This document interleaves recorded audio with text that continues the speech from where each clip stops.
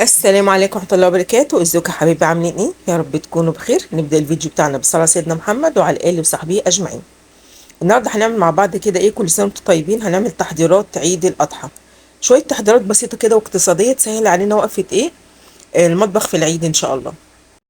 أول حاجة بقى كده هعملها الطماطم.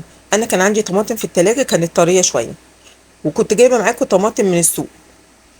هناخد بقى كده، هننقي الطماطم الطرية هاخدها كلها اصلصها عشان ما تبص معايا، والطماطم اللي هي الناشفة هسيبها في درج التلاجة. السلطة، عملت شاورما، عملت حاجة من دي، يبقى ما عندي طماطم في التلاجة جامدة.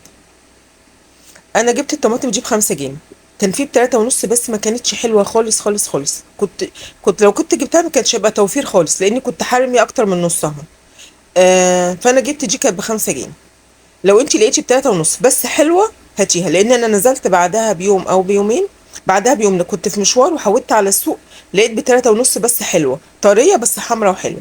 فانت لو لقيتيها ب3.5 هاتي لك حبه كده حلوين وصلصيهم. مش لازم زي ما قلت نعمل يعني كميات كبيره بقى وكده، لا هو على العيد مثلا هتعملي كيلو 2 كيلو 3 كيلو، ما تزوديش عن كده وتسحمي الفريزر بتاعك على الفاضي. طبعا انت واستخدامك برضه. انا كده هعمل حوالي مثلا 2 كيلو. ماشي، نقيت بقى الطريقه كلها حطيتها في البوله الكبيره دي، والجامده دي بحاسبها بدرج التلاجة للاستخدام بقى. قطعنا على جبنه، عملنا شويه سلطه، شويه شاورما، حاجه من دي. بحب يبقى موجود عندي طماطم جامده على طول في درج التلاجة. تمام. هاخدها بقى الطماطم دي اغسلها كده ونصلصها بقى مع بعض ان شاء الله. بس اخدت الطماطم بقى كده اغسلها غسله حلوه كده سريعه ان شاء الله، نزل كل التراب اللي فيها، ونبتدي بقى ايه نصلصها مع بعض ان شاء الله. هنا الطماطم بقى بعد ما غسلناها كده وخليناها زي الفل، هناخدها بقى نقطعها كده ايه، تقطيع عشوائي. انا بحب اقطع الحته اللي من فوق دي، ما بحبش اسيبها، في ناس بتسيبها بس يعني الحته دي مبتبقاش حلوه يعني. فتشيليها كده وتقطعي الطماطم بتاعتك بقى على 2 على 3، تقطيع عشوائي كده يعني زي ما تحبي. بس اقطعها بقى كلها كده واقول لكم بقى هنعمل فيها ايه. كده انا حطيتها بقى الحله على النار، هحط لها شويه سكر، حوالي معلقه كبيره سكر، دول حوالي 2 2 ونص في الحدود دي كده يعني. السكر ده بيخليها تديها كرمله من تحت كده وتديها ايه لون حلو، وبرده يعتبر ماده حفظ وبتعدل الحموضه. حطيت برده معلقه كبيره من البنجر كده المبشور، كان عندي في الفريزر. لو انت مش عايزه تحطي بنجر هتحطي شويه بابريكا او فلفل اللي هو الاحمر الحلو. تمام. وتسيبيهم على النار بقى لغايه ما تتسبك. عبال ما الطماطم عندي تتسبك، هعمل بقى ايه، هنعمل الملوخيه. برضو هنشيل حبه ايه للعيد ان شاء الله. انا مش جايبه كتير، انا جايبه حوالي مثلا ده كيلو ونص، هعمله على كيسين. هتاخدي بقى الملوخيه بتاعتك بقى كده تقطفيها وانت واقفه بقى كده عمل ما الصلصه تتعمل. لو انت بقى بنوت عندك بنوته حلوه كده سنها يسمح يعني، اديها هي ايه الملوخيه تقطفها وهي قاعده كده، وما خدوا الاجازه بقى يساعدونا شويه. فده لها بقى كده اقطفها لك قبل ما تخلصي ايه شغل البيت اللي وراكي، تكون هي خلصتها لك بقى تتسلى فيها كده ايه وهي قاعده قدام التلفزيون. انا بقى للاسف بنوتي كانت في الكليه فما كانش في حد يساعدني، فانا قبل ما الطماطم اتعملت كنت انا بقى ايه قطفتها. انا هقطف حبه معاكم كده زي ما انتم شايفين، وبعد كده هاخدها بقى واقعد في اي مكان قدام التلفزيون ولا حاجه كده، افرش حاجه واقعد بقى ايه اقطفها انا. نسهل على نفسنا ايه شغل البيت.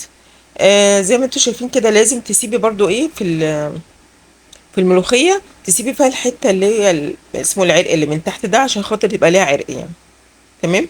هنا الطماطم بتاعتي بقى بعد ما خلصت كده اتسبكت زي شايفين بقى لونها. انا مش سايبه فيها ميه كتير يعني، ما بحبهاش تبقى ناشفه قوي ولا يبقى فيها ميه زي ما انتم شايفين كده.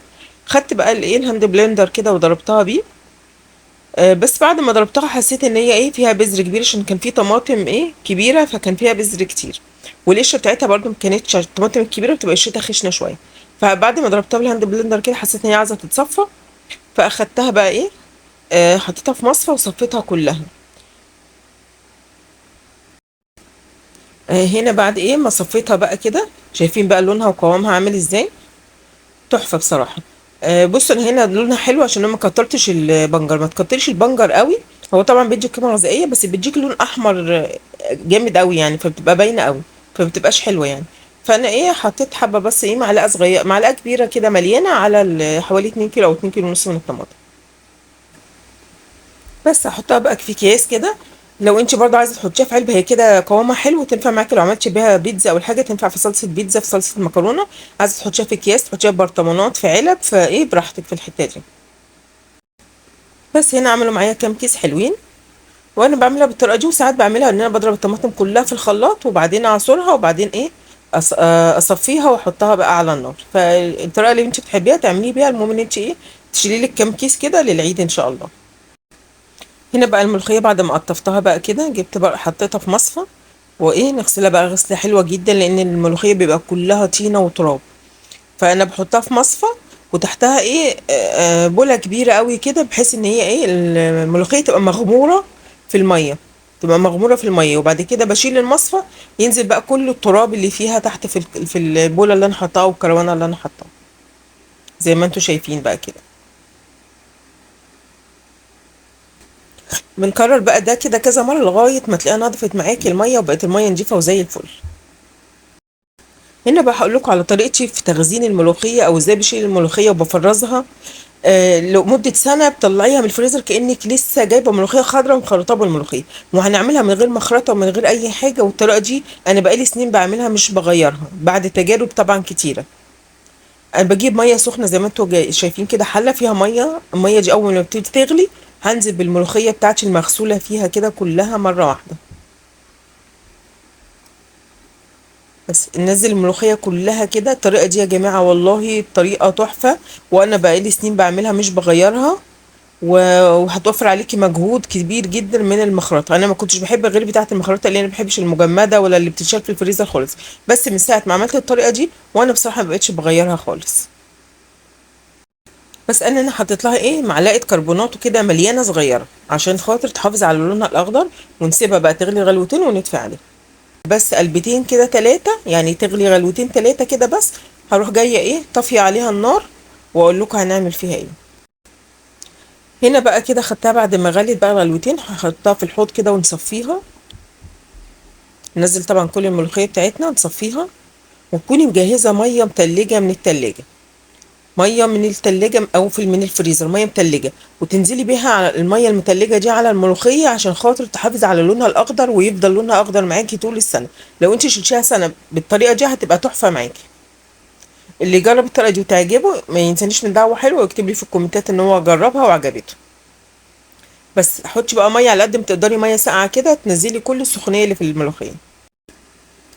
هنا بقى هنجيب الكبه كده ونحط بقى، يا كبه الخلاط طبعا موجوده عندك، بس طبعا لو عندك الخلاط لو كبه صغيره خليها في الخلاط يبقى افضل يعني.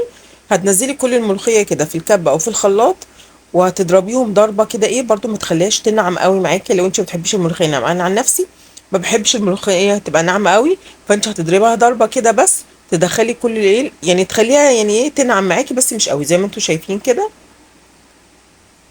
بس ضربتين كمان وهوقف على كده عشان مش عايزاها تنعم قوي. بس كده بتبقى الملوخيه جاهزه معاكي بقى ايه طول السنه. طبعا احنا مش عاملينها ايه، مش هنفرز الملوخيه من دلوقتي، لسه بدري على تفريز الملوخيه، انا عاملاها بس عشان العيد. دول عاملاهم على ايه كيسين، لو استخدمت كيس استخدمته، ما استخدمتش هشيل الكيسين للعيد. شايفين بقى لون الملوخيه اخضر وعامل ازاي، وشايفين بقى العرق اللي في الملوخيه واضح من قبل ما نطبخها، من قبل ما نعمل فيها اي حاجه. طبعا انت حسب الكميه بتاعتك، لو انت بتعملي كميه كبيره هتعمليها كلها على كيس واحد. فانا كيلو الا ربع بالنسبه لي ده، عشان احنا بنحبها تقيله فهيبقى حلو قوي على الاكل. بس نحطها كده معانا خلصنا الطماطم الحمد لله، والملوخيه معانا كده جاهزه برضو، نحطها على الفريزر كده ايه خلصنا ايه. حاولي تربطيها بس عشان تبقى ايه ما تعملش معاكي في الفريزر، ما تتكبش منك في الفريزر. بس كده الحمد لله عملنا الطماطم وعملنا الملوخيه. نشوف بقى تالت حاجه من التفريز بتاعنا، هنعمل شويه ايه بصل. البصل في التفريز يا جماعه والله بيوفر عليكي وقت كبير ومجهود، وبيوفر كمان البصل غالي اليومين دول، فبيوفر عليكي في الكميه اللي انت بتسحبيها عشان تطبخي بيها. طبعا احنا مش هنفرز كل البصل عندنا، لان احنا بنحتاج ساعات كميه لو عملنا كفته مش هناخد من الفريزر ونعمل بيها كفته، بحب اعملها بالبصل الطازه. برضو عملت صينيه بطاطس وعايزه تقطعي عليها، فهتقطعي عليها مثلا ايه جوليان كده او طرنشات، فتاخدي بصله بحالها. لكن بالنسبه للطبيخ والحاجات دي هتعملي رز بالبصل وحاجات من دي، فهو بيوفر معاكي في الوقت جدا جدا جدا.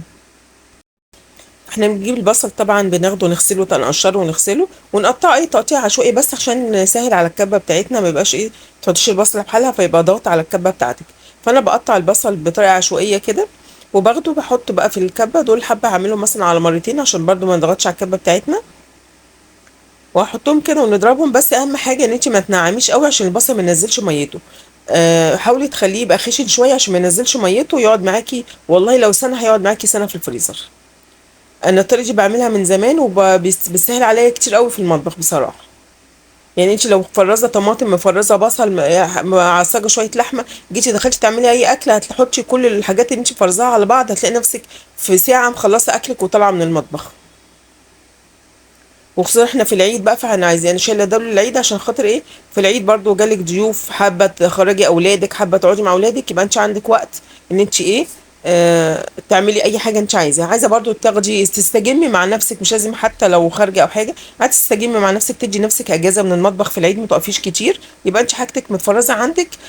تخلصي بسرعه بسرعه اكلك في ساعه ولا حاجه، وتقعدي بقى ايه، وطبعا بيتنا يكون متنضف ونضيف زي الفل، مش هتعملي اي مجهود، وهتاخدي بقى اجازتك كده ايه في العيد برضو من غير، مش انت يعني كله بياخد اجازه، ولادك اجازه، جوزك اجازه، من حقك انت كمان برضو تاخدي لك اجازه في العيد، وتاخدي لك تخشي لك ساعه ولا حاجه في المطبخ، تخلصي كل اللي وراكي، وترجعي بقى ايه تقعدي معاهم بقى، تعملي لك شويه حلويات، تعملي لك حاجه حلوه، حاجه تشربوها، حاجه تاكلوها، وايه وتقعدي بقى بقيت يومك مع اولادك بقى كده، جالك ضيوف تقعدي تعرفي ترحبي بيهم من غير ما تبقي مهدوده وتعبانه.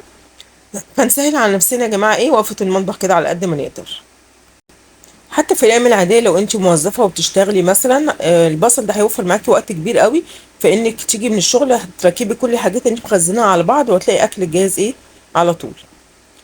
فيا رب كده ايه الفيديو النهارده يكون عجبكم، واشوفكم ان شاء الله في فيديو